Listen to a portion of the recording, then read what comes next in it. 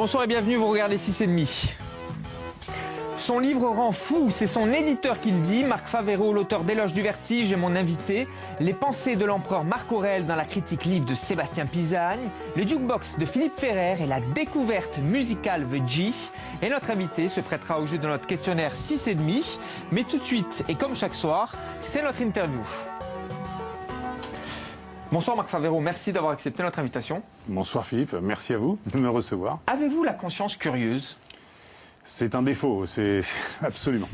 Parce que je vous dis juste de cette expression, Marc Favero, parce que j'ai le sentiment, l'intime conviction, je ne sais pas si ça existe, l'intime conviction, que c'est cette curiosité qui prédomine à la lecture de votre ouvrage Éloge du vertige, le jeu des 7 questions essentielles aux éditions Colonne. Est-ce le doute qui a dicté votre plume et vos réflexions?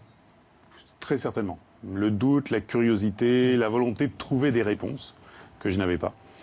Et cette volonté de trouver et de ne pas me satisfaire d'une nourriture toute faite, des données toutes faites, d'une doctrine toute faite, et de me forger ma propre conviction. L'intime conviction, c'est véritablement voilà, au secret de soi-même, pour arriver à trouver une réponse que je cherchais désespérément et que je ne trouvais pas. Et c'est de l'ordre, vraiment, c'est pas un simple mot mis en couverture, cette histoire de jeu, J-E-U, évidemment, parce que c'est cela. Ce qui est très intéressant dans votre ouvrage, c'est que, alors, il est à la fois exigeant, très exigeant, et enthousiasmant à la découverte. On peut entrer par n'importe quelle porte. Nous passons de la théologie à la philosophie, aux mathématiques, aux grandes idées. C'est vraiment un ouvrage qui interpelle les consciences. C'est ainsi que vous l'avez voulu, Marc Favero? Exactement. Je pense que, alors je ne dirais pas que je suis un disciple, mais je m'inscris dans la suite d'Edgar Morin. Et je pense qu'il m'a ouvert vraiment, lui, m'a ouvert des portes par la méthode que j'ai lue pendant mon service militaire, ce qui montre que ça servait à quelque chose. Et j'ai découvert Edgar Morin qui, sur des questions simples, de philo, pouvait aborder avec la science et apporter ça. Donc je me suis dit, ce qui était très frustrant en revanche, c'est qu'il s'arrêtait à la méthode. Oui. Donc j'ai voulu mettre en œuvre, j'ai dit, bon, si je me pose des vraies questions et si je veux trouver, est-ce que j'utilise toutes ces disciplines? Parce que je suis fondamentalement persuadé qu'aujourd'hui, toutes ces disciplines ont une parcelle de vérité. C'est-à-dire que la physique a des parcelles de vérité, les mathématiques ont des parcelles de vérité, la théologie a des parcelles de vérité, mais que chacun reste trop spécialisé dans son domaine. Le domaine des connaissances est devenu monstrueux. Et on se perd, on n'arrive pas à joindre le tout. Et là, en l'occurrence, c'est ce que vous faites, c'est qu'il y a un dialogue entre toutes ces matières-là. Alors, quelques questions essentielles, justement, c'est vous qui l'écrivez. Il y a le monde a-t-il une origine? Si ce n'est, Marc Favero, celle d'un fameux tableau, n'est-ce pas? L'esprit est-il indépendant de la matière? Existe-t-il un meilleur régime politique pour l'homme que la démocratie? Je l'ai dit, tout se tient et les réponses sont en creux également de ces questionnements, hein. Alors les réponses, la véritable problématique, voilà, la véritable problématique à laquelle je suis arrivé, c'est que je voulais trouver une réponse. Oui. Je ne suis pas parti avec une idée en disant je veux démontrer que Dieu existe parce que je suis croyant. Oui, il n'y a pas de démonstration d'ailleurs. Voilà, je cherchais à le démontrer, l'un ou l'autre, ça m'était complètement égal, peu importe. Je voulais une réponse, pour plein de raisons personnelles, j'avais besoin fondamentalement de ces réponses. Et lorsque j'ai utilisé tous les éléments que je pouvais, j'ai été contraint à des réponses. C'est-à-dire quand j'ai commencé le livre, je ne savais pas où j'allais. Quand j'ai terminé les 7 axiomes, je ne savais toujours pas où j'allais avant de commencer la rédaction de la conclusion. Et la conclusion, enfin, l'impasse où j'ai cru arriver à un moment donné, c'est de dire, oui, la question de Dieu existe ou n'existe pas, je ne peux pas avoir la réponse. Ouais. C'est-à-dire que, non pas qu'elle soit dans ma portée, mais j'ai 2 réponses, c'est vrai, c'est faux, et les 2 sont vraies. Et ça, on a beaucoup de mal en Occident à l'admettre. Il peut y avoir 2 vérités contradictoires qui sont vraies. Et ça a été vrai pour chacune des 7 axiomes, chacune des propositions. J'ai été contraint à chaque fois de dire l'homme est-il libre ou déterminé? Il est libre et il est déterminé. Mais vous ne pouvez pas savoir. Et d'où après le vertige, parce qu'on arrive à une situation où dire je ne peux pas éviter ces questions quand je commence à penser sur moi-même. J'ai besoin de ces réponses, j'en ai vraiment besoin. Ce vertige, est-ce que c'est ainsi que je l'ai pris, moi, Marc Favero, est-ce aussi le doute Ce doute toujours utile à la clarté des esprits, finalement. Le doute, bon, c'est vrai que j'ai une citation de Nietzsche que j'aime beaucoup, c'est la certitude qui rend fou et le doute qui au contraire rend raisonnable. Mais si on n'a pas de doute, on est fermé. On se referme. Dès qu'on a une réponse, on est satisfait et on va dire j'ai ma nourriture et je m'arrête. Si on reste là, on arrête de bouger. Alors que le doute, qui va plus loin que le doute cartésien, parce que Descartes n'est pas allé jusqu'au bout, si on utilise ce doute comme un instrument de curiosité, justement, on va progresser, on va aller au-delà, on va se découvrir. En fait, c'est un chemin de découverte de soi-même, bien sûr, mais c'est un long trajet, un pèlerinage, un exil, au milieu d'arbres de la connaissance, de plein de nature et plein d'essences différentes. Mais chacune apporte son parfum. Et c'est ça qui est intéressant. Chacune des sciences est intéressante. Et il ne faut pas trop le laisser, il ne faut pas laisser la philosophie aux philosophes, il ne faut pas laisser la physique aux physiciens. Même si ce qui est important, c'est que il ne faut pas se prétendre physicien quand on ne l'est pas. Donc quand j'utilise la physique, j'essaye de citer des livres de physique, en citant des cours de première année, pour montrer que celui qui n'est pas mathématicien, de haut niveau, ça ne sert à rien qu'il en parle. Je l'ai dit, c'est riche, exigeant. Il y a plusieurs portes. Je vais insister sur cette expression-là parce que c'est ce qui me semble le plus important également dans votre ouvrage. C'est vraiment, n'ayez pas peur. N'ayez pas peur d'avoir le vertige, vraiment. Vous allez être emballé par ce jeu de cette question, tout comme l'a été un très grand philosophe français, Nicolas Grimaldi. Voilà ce qu'il écrit sur cet ouvrage. Comme Cernich avait composé de merveilleux exercices pour délier les doigts, nous aurons la chance d'avoir, grâce à Marc Favero, des exercices pour délier l'esprit. Délier l'esprit, c'est le détacher de toute croyance. Il en va de vos éloges, je vais le dire au pluriel d'ailleurs, du vertige. Se séparer de toute croyance pour mieux réfléchir au monde en mouvement. Parce que c'est ça la question du mouvement. C'est-à-dire qu'en effet, on a trop tendance, dès qu'on a une branche, à se raccrocher à cette branche et dire tout de suite, ça y est, je suis sauvé. Et en fait, parce qu'on a peur du mouvement, on a peur de l'incertitude. Si on accepte, en fait, c'est véritablement là, pour moi, l'une des leçons que j'ai retirées personnellement d'avoir fait ce travail, c'est qu'une fois qu'on accepte le vide, une fois qu'on accepte, comme le guerrier ou le combattant qui va rentrer sur le ring et qui accepte l'incertain, brusquement, on va rentrer, c'est pour ça que j'en fais l'éloge, dans un désir de liberté, et puis il y a plein de potentialités. C'est-à-dire qu'accepter l'incertain, c'est accepter beaucoup de potentialités. Et la première des choses, c'est la tolérance. C'est-à-dire je ne peux pas ne pas être tolérant si j'impose. Je ne peux pas imposer à l'autre ma position, puisque je ne peux pas la démontrer, sauf par la force. Mais accepter que j'impose à l'autre par la force ma position, c'est accepter que j'ai le mauvais rôle. Et finalement, il y a peu d'hommes qui acceptent d'avoir le mauvais rôle. Même pendant la Deuxième Guerre mondiale, on trouvait des justifications, tout le monde trouvait des justifications aux actes les plus ignobles. Il fallait justifier. Et quand on met un véritable miroir en face des gens, en leur disant si tu le fais, c'est parce que toi, mon gars, tu as un désir de domination et t'es pas bon, ça devient beaucoup plus difficile. Et donc, si on accepte cette tolérance, si on accepte que l'autre a une position aussi bonne que la sienne, on devient tolérant. Et ça, c'était la première marche, on va dire. Après, la deuxième marche, c'est une fois que j'ai accepté que l'autre a autant de vérité que moi, le problème, c'est qu'il a une vérité qui est différente de la mienne. Donc, comment je vis avec une vérité, la vôtre, la mienne, qui sont opposées. Et ce qui va me dire, est-ce que finalement, j'ai posé les bonnes questions? Est-ce que le fait d'opposer existe, n'existe pas, libre, déterminé, de ce monde, pas de ce monde, bon régime, pas bon régime? Est-ce que finalement ces oppositions ont une réalité autre que la réalité de ce que je projette dessus? D'où une remise en cause de l'aristotélicisme, donc de la loi du tiers exclu, et de rentrer dans des logiques plus incertaines, des logiques floues. Alors ce qui est très drôle, c'est qu'on se dit, bon, mais c'est des élucubrations, c'est de la mystique, etc. Mais ce qui est très drôle, c'est qu'on retrouve ça aujourd'hui justement en physique quantique, avec des épistémologues qui vont tenter de développer des relations, et non plus des objets en tant que tels, mais s'intéresser aux relations, ou des logisticiens. Et c'est assez fabuleux, et c'est très très surprenant, très déstabilisant. C'est ce que vous faites, essayer de tisser des relations entre toutes ces théories, toutes ces questions essentielles. Il y en a 7. Éloge du vertige, Marc Favero, essai aux éditions Colonne. Pour poursuivre notre conversation, il faut se ruer sur cet ouvrage, fortement conseillé par toute l'équipe de 6,5, disponible chez tout bon libraire. Et je le répéterai jamais assez, il en existe encore des bons libraires. C'est le moment d'accueillir Sébastien Pisane pour sa critique livre. Bonsoir mon cher Sébastien.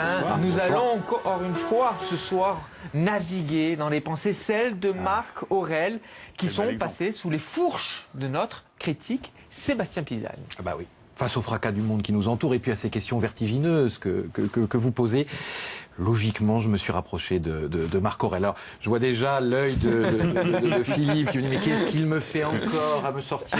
Alors, c'est vrai qu'on ne peut même pas parler de bouquin, c'était pas un bouquin à l'époque. Quelques 2000 ans dans les pattes quand même, hein, ces fameuses pensées pour moi-même, que l'on connaît plutôt sous le terme de pensée simplement, ramené à ce titre. Eh bien voilà, c'est d'une véritable actualité, pas seulement parce que des auteurs comme Favero, eh bien finalement, à travers leur interrogation, peuvent nous amener à nous pencher sur ce qui a pu être écrit précédemment.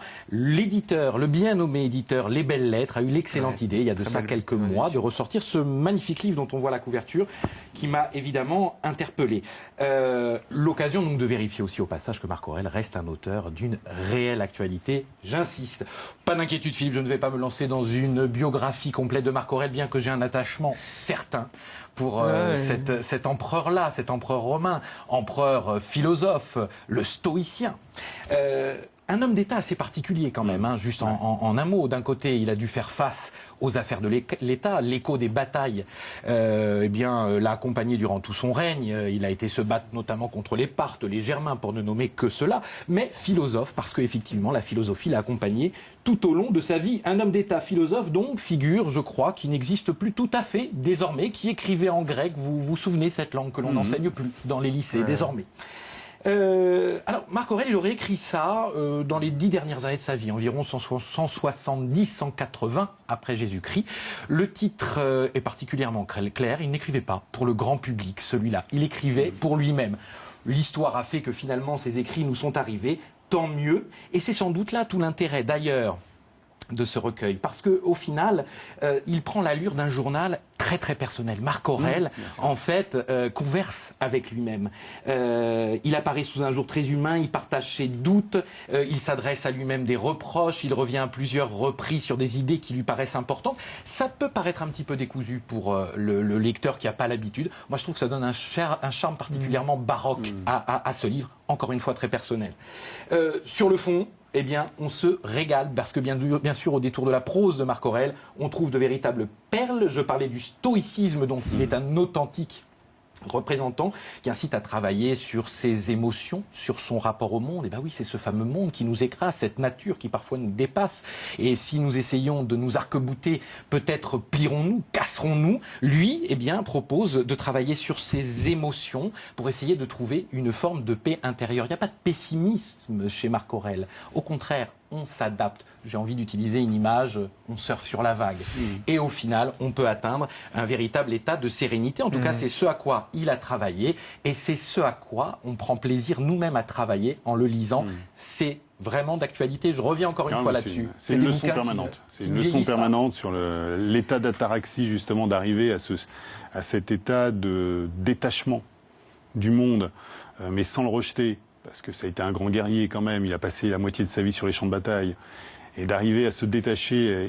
En plus, alors, il y avait quand même une position particulière, un stoïcien qui dit « je suis capable, je dois me détacher des choses qui ne dépendent pas de moi ». Le seul problème, c'est qu'il y a beaucoup de choses qui dépendent de lui pour lui. Donc il y a quand même eu un vrai problème. Il a eu un vrai problème. C'est le maître du monde de l'époque. Voilà, c'est le maître du monde et il dit ben voilà, je vais quand même me consacrer à la pensée pour moi-même et ces pensées. Alors c'est vrai qu'elles sont assez... Moi, j'ai une petite résistance parce qu'il est un peu trop chrétien, presque, à mon goût. Ah oui, alors, ça renvoie quand même à une mystica du... Voilà, il y a quand même un rapport, et puis notamment ce rapport au corps. C'est surtout là où j'ai le même problème que Nietzsche avec la morale chrétienne, ou plutôt je suis nietzschéen, parce que, sur cet aspect-là, mais qui me gêne un tout petit peu, mais c'est quand même extraordinaire. Quand on le compare à Caligula ou à Néron, ce qu'ils avaient pu faire, parce qu'ils pouvaient tout. Et à Commode, celui qui lui a succédé, le pire empereur qui... Et puis en plus, je crois qu'il a accédé au pouvoir en 161, alors ce qui n'est pas très loin de ma date de naissance, avec quelques changes. Donc c'est que ça aime bien, c'est extraordinaire. Et figurez-vous que lui aussi posait des questions. D'ailleurs, c'est à travers le petit extrait que je vais vous interpeller. Je vous en prie. Chaque être a sa destination, comme le cheval, la vigne. Cela t'étonne ? Le soleil, lui aussi, dira-t-il, est fait pour une fonction, ainsi que les autres dieux. Et toi donc, pourquoi es-tu créé ? Pour jouir ? Voici cette pensée est soutenable. Les pensées de Marc Aurèle par Sébastien Pisane, c'est uniquement dans 6,5. Merci mon cher Sébastien et à très vite évidemment pour continuer à tisser ce lien si particulier que vous entretenez avec la littérature et les lettres. Avant d'accueillir Philippe Ferrer, le musicien de 6,5 alias Mister Pop pour son jukebox. La musique, c'est un art qui vous accompagne, Marc Favero? Alors oui, enfin qui m'a accompagné longtemps. J'ai été musicien classique, enfin à un faible niveau. Hein, faut rester. Je travaillais pas assez. Donc ma mère était violoniste. J'ai une petite génération de violonistes derrière. Moi j'étais clarinettiste. Donc j'ai fait partie d'orchestre symphonique, d'orchestre. Donc j'ai beaucoup. Mais j'ai des goûts musicaux particuliers. C'est-à-dire que moi il y a Bach ou Bach et il y a AC/DC. Et entre les deux il n'y a pas grand-chose. Voilà. Enfin, je pense que ça va extrêmement bien correspondre à Philippe Ferrer. Ça me va bien. Mais je pense que il sera OK avec vous. C'est le moment de son jukebox. Le grand écart de Marc Favero, j'imagine qu'il vous convient, mon cher Philippe. Hein. Très bien, ça correspond à mes goûts aussi, hein, de toute façon. Alors ce soir, vous avez décidé de proposer un focus sur un jeune groupe, The G, et vous l'avez programmé dans votre jukebox. Exactement. Alors tout le monde connaît les White Stripes, les Black Keys. En Corse, nous avons un équivalent de grand talent. Cool. Alors, ils sont très inspirés aussi des années 70, les 70s, un rock. Donc c'est un duo comme les Black Keys et les White Stripes, un duo basse, pas de basse justement, guitare, chant et batterie. Voilà, c'est un deux. Et donc ce groupe, ça s'appelle The J. Et The J, je vais vous montrer ce que c'est. C'est ça. Super. What a good feeling, fighting for the good. I never lose control. No, I got it big. People on my side, always support me. When I'm waking up in the morning, reality comes back to me. But when I'm waking up in the morning, reality comes back to me. Alors vous avez vu, une des particularités de The J, c'est deux frères déjà. Donc c'est Luigi et Furence, et ils ont 12 et 14 ans. C'est de la folie. C'est de la folie. C'est des génies. Alors, c'est des génies. Et oui, carrément. Et je peux vous dire qu'au niveau musical et au niveau pratique de l'instrument, ils n'ont rien à envier à des musiciens confirmés. Voilà. Et les morceaux qu'ils pratiquent sont tous très bons. C'est vraiment un groupe excellent. Alors, ils commencent à tourner un petit peu partout maintenant. On les avait vus à Patrimoine l'année dernière. On les voit un petit peu partout. On les voit en ce moment à Paris. À Paris, ils étaient d'ailleurs dans un club qui s'appelle le Dr Feelgood à Paris. Ouais. Et je leur ai posé d'ailleurs quelques questions. D'ailleurs, vous allez entendre leur voix. Alors, en fait, The J, c'est un collectif. Je vois que tout le monde fait quelque chose. Il y a la famille, il y a tout le monde avec vous. Qui fait quoi? Flo, qui est notre père, il s'occupe du son. Ouais. Il enregistre. Et Emma, notre maman, ouais. Est manager en fait.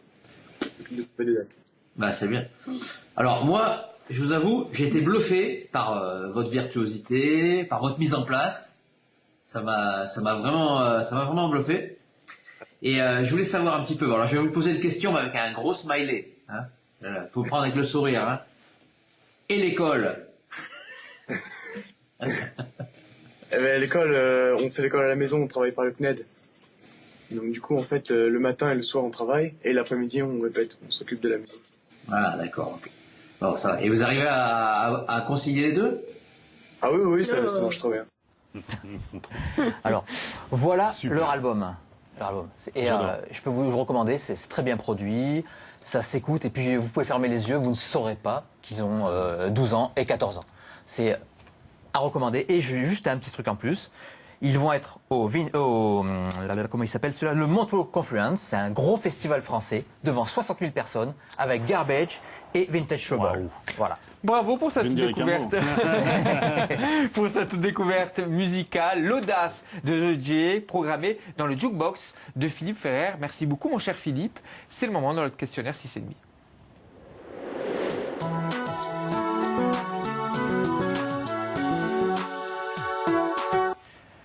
Marc Favero, quelle est votre passion honteuse? Alors, honteuse, les comédies sentimentales. À mon corps défendant, je fonds comme une madeleine, je suis capable de pleurer devant une comédie sentimentale, c'est horrible. Et une en Et j'en ai honte. particulier, vous avez... Coup de foudre à Manhattan. Ah oui, tu vois, les vrais vraiment, trucs, les vrais trucs. La mièvrerie, par exemple. Mais bon, par excellence, ça fonctionne souvent, hein, ceci dit. Ouais, Que trouve-t-on actuellement sur votre table de chevet? Alors, si je le comprends sur qu'est-ce que je lis. Oh, mais vous Voilà. pouvez même me trouver. Ma table de chevet, il n'y a rien, parce D'accord. que je lis pas au lit, moi je lis dans le RER. Je suis un banlieusard parisien, donc je lis dans le RER, et c'est l'endroit où je lis le mieux. Donc ce qu'il y a, c'est le dernier livre de François Julien, Vivre en existant, qui est assez remarquable. Et ce que j'aime beaucoup chez le philosophe François Julien, c'est cette mise en correspondance entre l'Asie, la pensée asiatique et la pensée européenne. Et il est remarquable. Et puis pas mal de bouquins d'économie, parce que je pense que le prochain livre sera sur l'économie. Oui, et puis vous avez un attachement particulier hein, sur l'économie. On n'a pas eu le temps Oui. d'en parler, évidemment, parce qu'on s'est concentré sur le livre. Ce sera peut-être pour une prochaine émission. En quoi excellez-vous? Restons modestes parce que l'ego c'est pas terrible. Je pense que j'ai une qualité, c'est que, alors je sais pas si vous connaissez dans les comics, donc les premiers comics de Stan Lee, il y avait dans les Inhumains, il y avait un Inhumain qui a pas une grande carrière qui s'appelle Karnak. Non, mais Et vous m'apprenez quelque chose. voilà, Dans le comics, Karnak avait la capacité dans les premiers Inhumains de frapper à l'endroit où il y avait une faiblesse dans une structure. Donc il frappait la structure et elle s'effondrait. Donc c'était le début du karaté, début des années 80. Voilà. Et donc je pense que la seule qualité que j'ai, c'est que je bug sur les points faibles. C'est-à-dire dès qu'il y a une démonstration, je vais sentir le point faible. Je ne sais pas pourquoi. Donc peut-être parce qu'on passait d'avocat, de démonter les argumentations, ou c'est parce que j'ai... Et donc je sens, c'est chez Descartes, Kant, j'ai jamais pu aller jusqu'au bout, il y a trop de trous comme ça. trop de trous dans la réflexion. Voilà, de Ouais. sauts qui sont pas démontrés, et ça me bloque. Votre mot préféré? Élégie, c'est un mot que j'aime beaucoup. Je sais pas pourquoi, j'ai le fait qu'il soit aérien, élégie. Et y compris, oui, dans la sonorité. Dans la c'est sonorité, ça. voilà, dans la sonorité et puis même le fond, donc la beauté, la poésie, voilà, j'aime beaucoup. Celui que vous détestez? Alors c'est un mot simple, je crois que c'est abject. Je déteste le mot abject en tant que tel, et puis le contenu. Et en plus, moi, je l'assimile automatiquement à bêtise, parce que ce qui est abject est souvent bête, et donc à Front National, mais ça, c'est un autre débat. Mais ça, pour moi, c'est vraiment... c'est la bêtise, c'est abject, parce que c'est ce qui est le contraire de l'homme, et c'est le contraire de l'humain. C'est ce qui peut nous détruire. Le diable, c'est ce qui divise. Diabolus, c'est celui qui divise. Ben, ceux qui, dans la France, divisent, ou dans le monde entier, vont chercher à diviser les gens en opposant les gens aux uns aux autres, sont abjects. Passons du diable au supérieur. Si Dieu existe, justement, qu'aimeriez-vous l'entendre vous dire après votre mort le plus tard possible? Évidemment, Marc Favero. Ben, ça va être très simple. Dans tes axiomes, tu sais ce que tu peux en faire. Merci beaucoup, Marc Favero, pour les réponses à ce questionnaire 6,5. Revenons à Éloge du vertige, le jeu des 7 questions essentielles aux éditions Colonne. Vous êtes le même aujourd'hui, après avoir écrit cet ouvrage? Non. Non, je pense que j'ai évolué un peu. Et c'était un peu le but recherché. C'était vraiment je ne savais pas où j'allais. Alors celui qui n'est parti de rien pour aller pas grand-chose, n'a pas de merci à dire avec ça. Mais je pense que j'ai véritablement évolué parce que j'ai accepté l'incertitude et j'ai accepté de dire, bon, finalement, si je choisis de croire tel ou tel truc, je vais accepter de le croire, mais d'une adhésion légère. Justement, c'est un des mots de François Julien dans son dernier livre. J'adhère de manière légère, donc je colle un peu, puis je regarde ce que fait l'autre. Si l'autre, ce qu'il me dit me plaît plus, semble plus cohérent, plus beau, sa musique plus belle que la mienne, avec les 7 notes de base, je me dis, bah, tiens, allez, c'est pas mal ton truc, tiens, hop, je change d'adhésion. À travers ces 7 questions essentielles, vous avez aussi pisté votre moi le plus profond. Connais-toi toi-même, cette fameuse formule-là, elle est présente dans cet ouvrage. Et sachant que la formule complète, c'est connais-toi toi-même et tu connaîtras les dieux et le monde. Ouais. C'est un peu ça. C'est vrai que je pense qu'on a tout en nous. On a sans doute du divin, quelle que soit la qualification du divin. J'ai une conception peut-être plus asiatique maintenant du divin que monothéiste. Mais on a cette parcelle-là, on a de l'abomination, on a des merveilles. Donc on est tout le temps, on est dans de l'incertitude, on est justement dans du mouvant, on est dans du magnifique, de l'horrible, et on est tout le temps ballotté.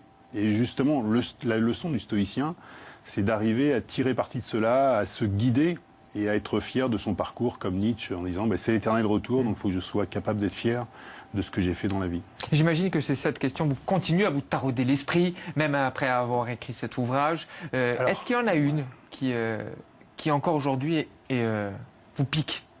Je pense que la question du divin est toujours une question de recherche continuelle, puisqu'en plus elle guide beaucoup d'autres, notamment sur l'esprit, sur plein de choses. Mais ça me taraude moins, justement. C'est-à-dire que j'accepte de me poser en sachant que ça peut changer. Et que j'accepte de dire qu'est-ce que je peux en tirer pour moi et pour les autres. Marc Favero, Éloge du vertige, le jeu des 7 questions essentielles aux éditions Colonne. Je le répète, c'est fortement recommandé par toute l'équipe de 6,5. C'est à la fois exigeant mais terriblement enthousiasmant. Je ne sais pas si vous trouverez des réponses vraiment à toutes les questions, mais en tout cas, ça va vous donner des pistes de réflexion immenses et intenses. Merci beaucoup Marc Favero d'avoir accepté mon invitation. Merci à vous de nous avoir suivis. Vous avez rendez-vous avec votre Corsica Zir et je vous dis à très vite.